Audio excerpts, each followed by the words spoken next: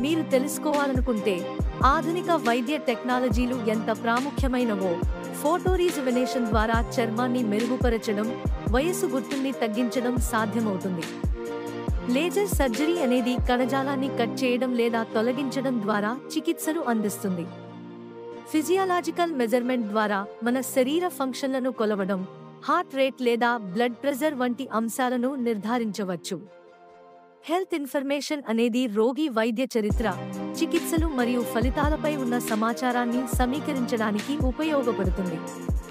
Digital imaging processing ద్వారా మెరుగైన నిర్ధారణకు సహాయపడే చిత్రాలను పొందవచ్చు.